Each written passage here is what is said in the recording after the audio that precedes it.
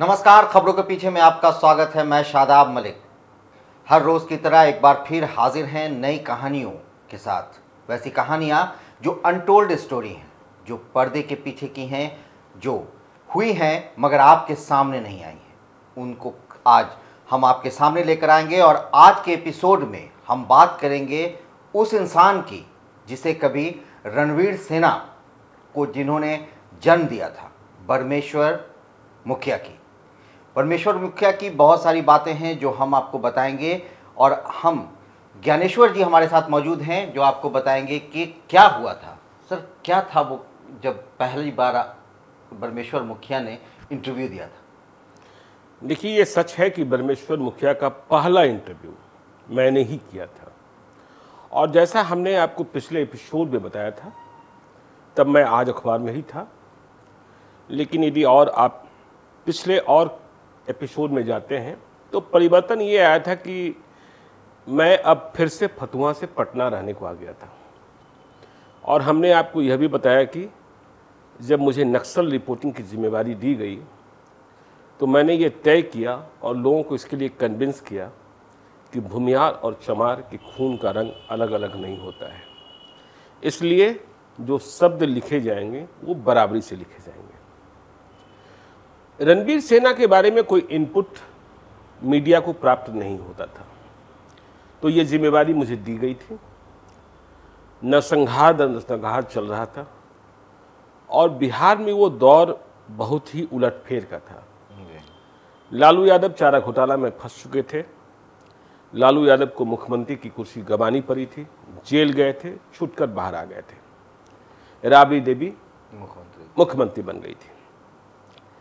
तो नक्सल रिपोर्टिंग जब मैंने शुरू की तो यह सच कबूलने में भी मुझे कोई दिक्कत नहीं है कि उस दौर में जो एमसीसी और पीडब्ल्यूजी जो संगठन थे, नक्सली संगठन, उनके भीतर मेरी बहुत पैठ नहीं बन पाई। आज अखबार में तब अरुण अशेष थे, मेरे बिल्कुल पास बैठते थे। कमलेश थे, हेमंत थे, मधुरेश थे। इन लोगों की पैठ बन गई थी।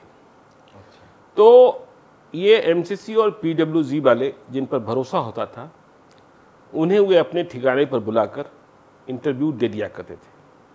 लेकिन उन्होंने मुझ पर कभी भरोसा नहीं किया। वे इंटरनेशनल मीडिया को भी इंटरव्यू दिया करते थे। तो खैर, रणवीर सेना के लोगों का भरोसा मुझ पर हो गया था कि इस व्यक्ति के माध्यम से हम अपनी बातें मीडिया तक पहुंचा सकते हैं, क्योंकि मीडिया में सिर्फ वो बातें पहुंच रही हैं जो नरसंहार चल रहे थे। उसमें सिर्फ पीडब्ल्यूजी और एमसीसी की बातें तो पहुंच जाती है, लेकिन रणवीर सेना की बातें नहीं पहुंचती है। उसी दरम्यान क्या हुआ कि रणवीर सेना ने प्रेस विज्ञप्ति जारी करनी शुरू की। अच्छा, बाजाप्ता प्रेस विज्ञप्ति। ठीक इसी प्रकार से एमसीसी और पीडब्ल्यूजी के लोग भी करते थे।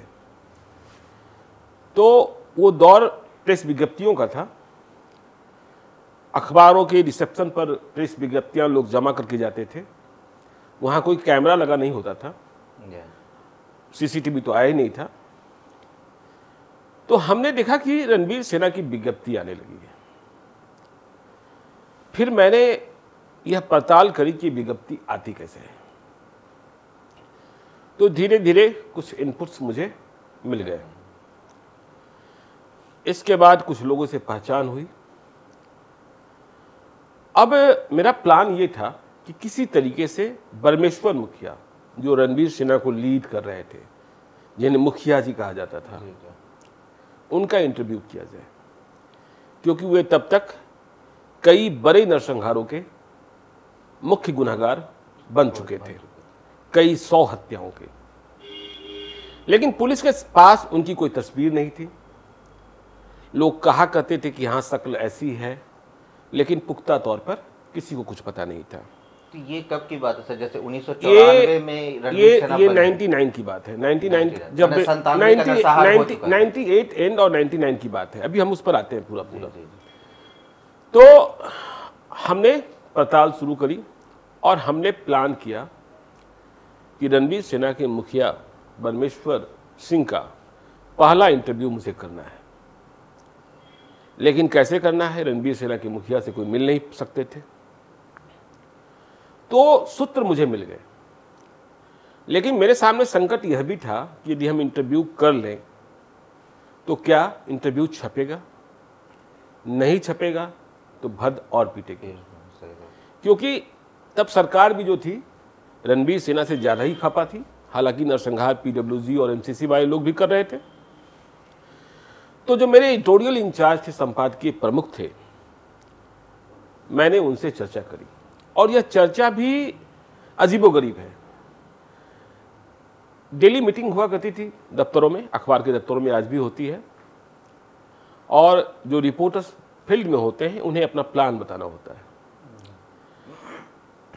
तो एक दिन की मीटिंग में हमने ये कह दिया कि अगले 3-4 दिनों तक मैं कुछ भी नहीं कर सकता हूं।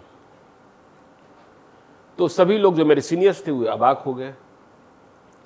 वीरेंद्र कुमार मेरे चीफ रिपोर्टर हुआ करते थे, तो उन्होंने पूछा कि ऐसा क्या है। मैंने कहा कि हम अलग से बात करेंगे, इस मीटिंग में सबों के सामने नहीं बात कर सकता हूं, लेकिन 3-4 दिनों तक मुझसे आप किसी काम की उम्मीद मत कीजिए। जो मेरे सक्सेसर हैं जब मैं नहीं रहता हूं, जो क्राइम रिपोर्टिंग करते हैं, उनसे आप डेली और रूटीन क्राइम की बातें कर लीजिए, लेकिन 3-4 दिनों के बाद जो मेरे पास होगा वो महीने भर की सुर्खियां होगी। तो फिर हमारी बातचीत अकेले में हुई।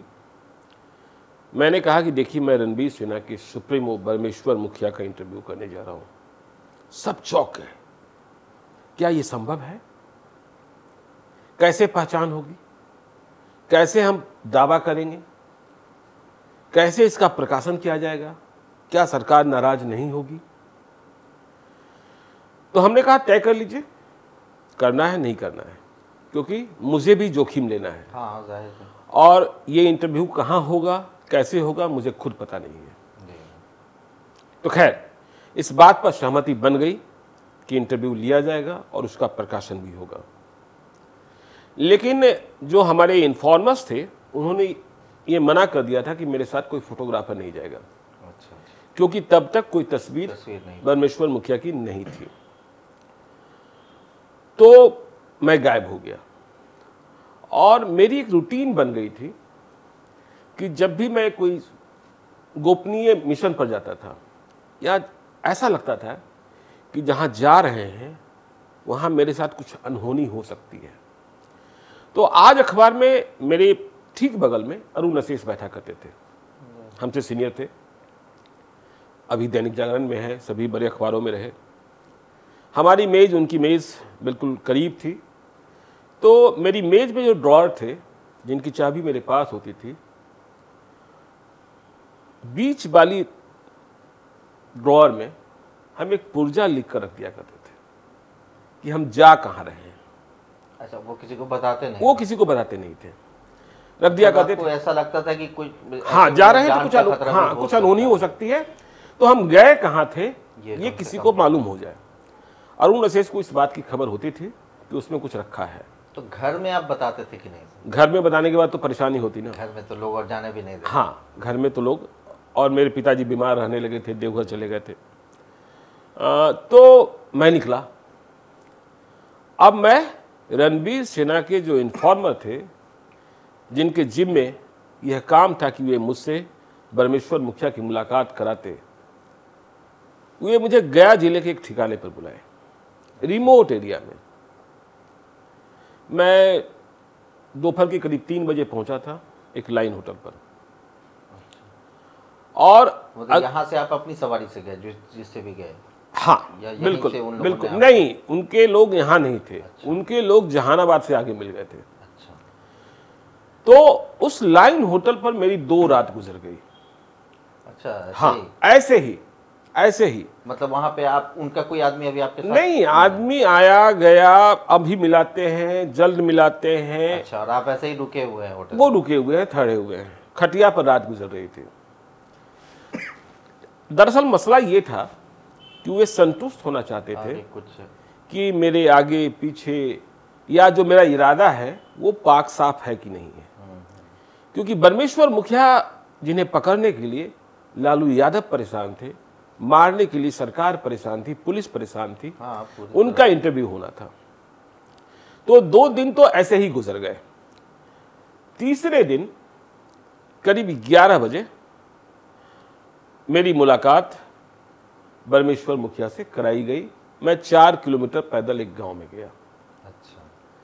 जब मैं पहुंचा तो मैं अवाक रह गया, क्योंकि जिस आदमी से मुलाकात कराई जा रही थी वो शख्स तो पिछले 48 घंटे में मेरे सामने से लाइन होटल पर 3 दफे गुजरा था।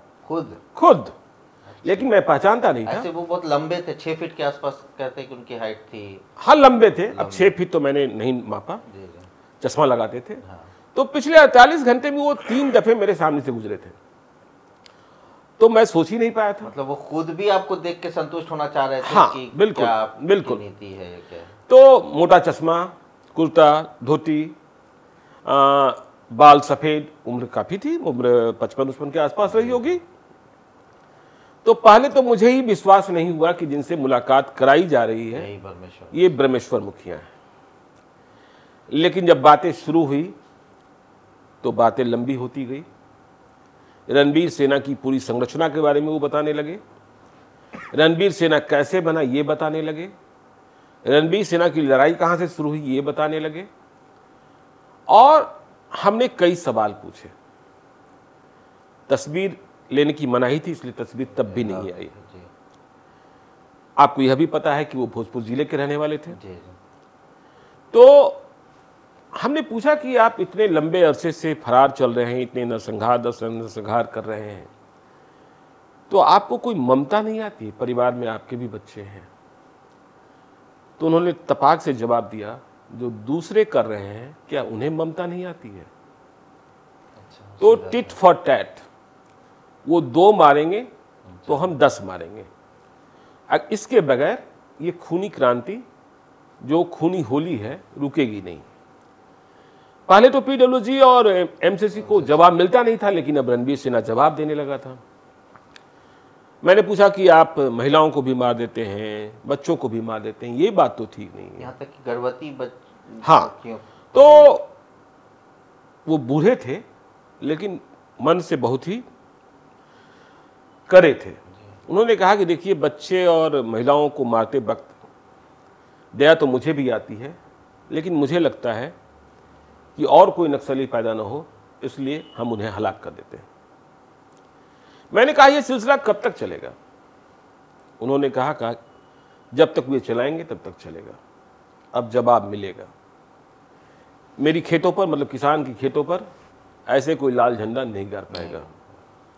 सरकार को भूमिहीनों को पर्चा देना है, सरकार दे, लेकिन ये नक्सली संगठन किसानों को जमीन जोतने से मना नहीं कर सकते। तो इंटरव्यू के दरमियान आप कब कॉन्फिडेंट हुए कि नहीं, ये जैसे शुरू में तो आपको कंफ्यूजन हुआ कि ये ब्रह्मेश्वर मुखिया है या नहीं है? देखिए, मुझे अपने सूत्र पर भरोसा था जी। और यदि आप ऐसा कोई काम करते हैं, तो यदि आप अपने इन्फॉर्मर पर भरोसा नहीं करेंगे तो आप आगे नहीं बढ़ सकते हैं। और फिर जो बातचीत हो रही थी वो मेरे छोटे से टिप रिकॉर्डर में टेप हो रही। इसकी इजाजत थी? इसकी इजाजत थी, नहीं तो आगे हम काम नहीं कर पाते ना। तो रिकॉर्ड भी हो रही थी। फिर मैंने पूछा कि अच्छा, आप ये बताइए कि इतने दिनों के भीतर आपका मुकाबला, आपका सामना कभी पुलिस से नहीं हुआ, या पुलिस वाले आपकी पहचान नहीं जानते हैं? तो उन्होंने कहा, 2 मौके बताए। देखिए, ये राज मैं आज खोल रहा हूं, तब खोलने की इजाजत नहीं थी। उन्होंने बताया कि देखिए, मैं भोजपुर में, मतलब ब्रह्मेश्वर मुखिया अपने बारे में बता रहे थे कि जब रणबीर सिन्हा नहीं बना था तब भी अकेले, देखिए, पहले ब्रह्मेश्वर मुखिया के बारे में कहा गया कि मास्टर हैं, फिर उनके बारे में यह बात भी सत्य है कि वह कीर्तन गाया करते थे, और इसी कीर्तन मंडली के आगे बढ़ते बढ़ते रणबीर सिन्हा का गठन हो गया था। तो उन्होंने बताया कि देखिए, भोजपुर में जब लड़ाई चल रही थी और ये लोग काफ़ी आफत पैदा किए हुए थे, तब भी मैं किसानों के लिए इनके खिलाफ पुलिस को सूचनाएं देता था। और तब भोजपुर के एसपी थे सुनील कुमार, जो अभी बिहार सरकार के मंत्री हैं, उत्पाद मंत्री हैं। तो ब्रह्मेश्वर मुखिया ने यह कबूल किया कि सुनील कुमार मेरी पहचान को जानते हैं। क्योंकि मैं उनके लिए काम करता था। अच्छा। हाँ, लेकिन इस बात की इजाज़त नहीं मिली कि इस बात का प्रकाशन हम कर दें, क्योंकि उन्हें इस बात का शक था कि सुनील कुमार मुझे भूल गए होंगे। यदि उन्हें यह जानकारी मिल जाएगी तो वे मेरे चेहरे को, मेरी आकृति को फिर से उकेर सकते हैं। तब तक कोशिश करने वालों ने, जो पुलिस महकमे में थे, उन्होंने एक परमेश्वर मुखिया का स्केच बनाया था। अच्छा। ताकि जब कभी सामना हो जाए तो पहचान की जा सके। दूसरा वाकया उन्होंने बताया कि पटना का बड़ा ही प्रसिद्ध स्कूल है Saint Joseph convent, Ashok Rajpath पर, बीएन कॉलेज के पास। तो ये जो कॉन्वेंट स्कूल है, उसका स्कूल बस एक बार जब राजेंद्र नगर वापस हो रहा था तो कई लफंगे उस पर सवार हो गए थे। अच्छा। और बसों में छेड़खानी की थी। देखिए, ये वाकया भी आपको कभी हम विस्तार से सुनाएंगे। तब भी इस खबर की रिपोर्टिंग बहुत ही मजबूत तरीके से हमने की थी। बाकी अखबारों ने बहुत ही मामूली तरीके से इसे लिया था। और आज अखबार ने इतना गदर काट दिया था कि अगले दिन स्कूल में मुख्यमंत्री राबड़ी देवी को जाना पड़ा था। अच्छा। तो खैर, तो सेंट जोसेफ कॉन्वेंट की जो घटना घटी बस में लड़कियों के साथ, उसके बाद मीडिया ने जो प्रेशर बनाया तो पुलिस को बहुत लंबा ऑपरेशन चलाना पड़ा। और राजेंद्र नगर, सैदपुर हॉस्टल, मुसल्लापुर हाट, जितने लॉजेस थे, जितने हॉस्टल्स थे, सब जगह दबिश पड़ी। वहां दबिश पड़ी और बड़ी संख्या में लड़कों को, लफुओं को गिरफ्तार कर लिया गया। तो परमेश्वर मुखिया ने बताया, यह बात भी नहीं छपी थी उस इंटरव्यू में, कि तब पुलिस ने एक लॉज से मुझे भी उठा लिया था लड़कों के साथ। अच्छा। हाँ, लड़कों के साथ। और मुझे उठाकर ले गए और सुल्तानगंज थाने में बंद रखा। मैं 2 दिनों तक बंद रहा, मतलब परमेश्वर मुखिया। तो परमेश्वर मुखिया बताया कि मैं अपने को मास्टर बताता रहा। वो लगते भी थे शक्ल से मास्टर की तरह ही। और बस तो जिस समय उनकी गिरफ्तारी हुई उस समय उनका क्या था? वो नहीं, मतलब गिरफ्तारी तो बहुत बाद में हम नहीं, ये वाली गिरफ्तारी नहीं, 2002 वाली नहीं। हाँ। जो ये जो बोले पुलिस ने उठा हाँ, लिया था, हाँ। तो उस वक्त क्या वो स्टूडेंट, उनका क्या मतलब वो नहीं, वो किसी लॉज में ठहरे थे। तो वो रणवीर सेना उस वक्त एस्टैब्लिश कर चुका? हाँ, बिल्कुल बिल्कुल बिल्कुल बिल्कुल। अच्छा। नरसंहार चल रहा था। अच्छा। नरसंहार चल रहा था और राजेंद्र नगर, मुसल्लेपुर हाट, ये सब उनके ठिकाने हुआ करते थे। तो उन्होंने कहा कि 2 दिनों तक मैं पुलिस की कस्टडी में रहा और सिर्फ ये मनाता रहा कि तब तक एसएसपी पटना हो गए थे सुनील कुमार, कि सुनील कुमार थाना न चले आए।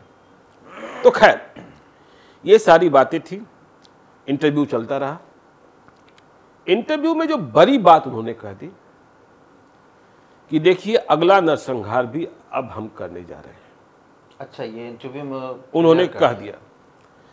उन्होंने कहा कि स्थान, तारीख, मुहूर्त और मारे जाने वाले आदमियों की संख्या तय है।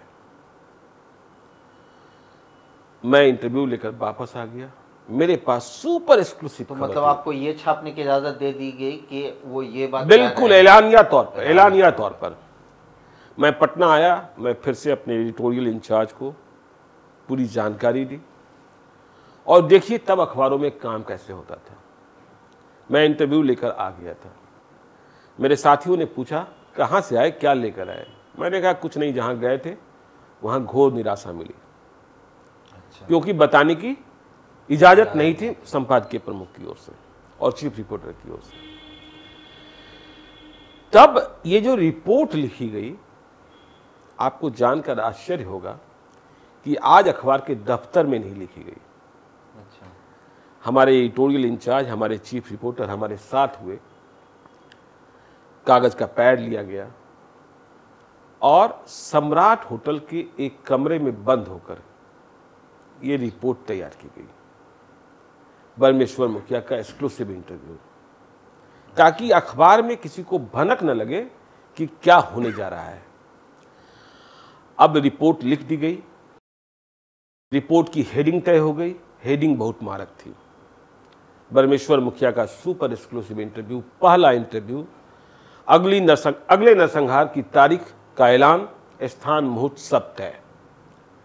और इंटरव्यू की जो रिपोर्टिंग थी वो लिखी गई। फिर हम लोग दफ्तर चले आए। रात 11 बजे तक इसकी टाइपिंग नहीं हुई, कंपोजिंग नहीं हुई। तो मुझे लगा कि क्या खबर रोक दी गई क्या, तो बताया गया कि नहीं, सभी लोग चले जाएंगे तब टाइपिंग होगी। तो रात 11 बजे जब जनरली सभी लोग चले जाते हैं रिपोर्टिंग वाली टीम, तो हमारे एडिटोरियल इंचार्ज और चीफ रिपोर्टर और हम पीटीएस रूम में गए। वहां राम पुकार सिंह आज भी काम करते हैं, ऑपरेटर हैं, अब तो सीनियर ऑपरेटर हैं। तो उन्होंने वो खबर टाइप करी बिल्कुल अकेले से। तो अब बरमेश्वर मुखिया के इंटरव्यू की जो कॉपी थी वो टाइप हो चुकी थी। और तब वो जमाना था कि आज के तरीके से सब कुछ कंप्यूटर पर पेज नहीं बनता था। तो पेस्टिंग होती थी। तो पहले पेज पर कई संस्करण तब भी छपते थे। इस खबर को मॉर्निंग एडिशन में, मतलब सिटी एडिशन में छापा जाना था। ये बात तय हो गई थी। पहले पेज पर टॉप बॉक्स छोड़कर रखा गया था कि कितने स्थान में यह खबर छपेगी, टॉप बॉक्स पर, लीड के ऊपर। रात 1 बजे यह खबर पहले पेज पर लगने के लिए लाई गई और खबर लगी। तब लोगों ने जाना कि आज अखबार, अब तो देखिए जो रिपोर्टिंग टीम के सदस्य थे वो तो घर जा चुके थे, तब अखबार में जो लोग मौजूद थे, अभय दुबे टाइप के लोग, जिनके जिम्मे सर्कुलेशन के लोग काफी रहते थे, उन्हें जानकारी मिली कि इतना बड़ा धमाका सुबह अखबार में होने जा रहा है। बरमेश्वर मुखिया रणबीर सेना के सुप्रीमो का पहला इंटरव्यू और नरसंहार का ऐलान। सुबह जैसे ही खबर छपी बवाल हो गया। लेकिन ताज्जुब कीजिएगा, सरकार में बवाल नहीं हुआ। मैंने कहा ना उलटफेर का वक्त था। सरकार में बवाल बाद में हुआ, वो भी बताएंगे आपको। तो उस खबर ने मुझे हीरो बना दिया। अब लोग मेरे पास फोन करने लगे कि मैं उनका इंटरव्यू करा दूं, तो ये संभव मेरे लिए नहीं था। तो इस तरह की खबर जब आपने कभी छापी, जो ब्रेकिंग न्यूज टाइप हुआ, जो तो पुलिस की तरफ से आपको फिर कुछ ऐसा परेशानी नहीं? चलिए ये बताएंगे, ये भी बताएंगे, लेकिन ये आगे बताएंगे। लेकिन इसके पहले एक और रोचक जानकारी आपको दे दें कि सुबह खबर छप गई, खबर असर करने लगी थी पाठकों के बीच में। रणबीर सेना के मुखिया का इंटरव्यू लोग पढ़ रहे थे। शाम को मुझे दिल्ली जाना था। अच्छा, छुट्टी मुझे मिल गई थी कि जाओ 2-4 दिन मौज कर लो। इसी के हाँ, तो छुट्टी मुझे मिल गई थी। तो राजधानी एक्सप्रेस से जाने को मैं पटना जंक्शन पहुंचा था और मेरे एक मित्र की तरह हैं, बड़े भाई हैं, पटना में खितान सुपरमार्केट आपने देखा होगा, तो उनके मालिक हैं पप्पू खितान। अब वे मुंबई में रहा करते हैं। तो वो भी मेरे साथ दिल्ली जा रहे थे। तो हम लोग ट्रेन पर सवार होने को पटना जंक्शन पहुंचे थे। ट्रेन आने का इंतजार कर रहे थे। हम लोग की बुकिंग जो थी सेकेंड एसी में थी। प्रतिपक्ष के नेता थे सुशील कुमार मोदी। अच्छा, इन्हें भी उसी ट्रेन में दिल्ली जाना था। इन्हें फर्स्ट एसी की सवारी करनी थी। इन्होंने दूर से ही प्लेटफॉर्म पर आते ही हमें और पप्पू खितान को देख लिया। दोनों को पहचानते थे। वे तेजी से कदम ताल मिलाते मेरी ओर बढ़े, मैं भी बढ़ गया। उन्होंने ताज्जुब के साथ पूछा, क्या ज्ञानेश्वर जी, सचमुच आपने इंटरव्यू कर लिया? क्योंकि ये सबों के लिए चौंकाने वाली बात थी। सचमुच आपने इंटरव्यू कर लिया बरमेश्वर मुखिया का, रणबीर सेना के सुप्रीमो का? मैंने कहा कर तो लिया। उन्होंने पूछा कहाँ किए? हम कि ये तो नहीं बता सकते हैं। तो आपने तो ये लिख दिया कि नरसंहार होगा, तारीख भी तय है, मुहूर्त भी तय है, स्थान भी तय है और मारे जाने वाले लोगों की संख्या भी तय है। तो क्या सचमुच ऐसा होगा? ये लोग जो विपक्ष के लोग थे वे राबड़ी देवी की सरकार को अपदस्थ करना चाहते थे और विरोध, और बिहार में नरसंहार चल ही रहा था, लगातार चल ही रहा था। तो सुशील कुमार मोदी ने पूछा, मैंने कहा कि देखिए परमेश्वर मुखिया ने जो बताया वो मैंने छाप दिया है, अब आगे क्या होगा ये मुझे नहीं पता। तो ये परमेश्वर मुखिया के इंटरव्यू की कहानी है, पहले इंटरव्यू की, कि कैसे हमने इंटरव्यू किया, कैसे उसका प्रकाशन हुआ, और इसके बाद तो आपने डायरी पढ़ी ही है। तो ये आपने सुना कि परमेश्वर मुखिया जिन्होंने रणवीर सेना की स्थापना की थी और उन पर 277 खून का केस था, इतने सारे मामले थे, फिर उनकी आगे गिरफ्तारी भी हुई, लेकिन क्या क्या हुआ, और अब जब उन्होंने अपने इंटरव्यू में ये बात कह दिया है कि दिन भी तय है, तो ऐसे में अब देखना है कि आगे क्या हुआ, आखिर क्या हुआ ये बताएंगे ज्ञानेश्वर। मगर आज नहीं, हम फिर कल 9 बजे फिर हाजिर होंगे और आपको बताएंगे कि आगे फिर क्या हुआ, इतनी बड़ी बात कैसे कह दी परमेश्वर मुखिया ने। तो तब तक देखते रहें हमारा वीडियो। अगर आपने हमारे YouTube चैनल को सब्सक्राइब नहीं किया है तो ज़रूर कर लें, फेसबुक पेज को लाइक करें, साथ ही ट्विटर हैंडल पर भी हमें फॉलो करें। धन्यवाद।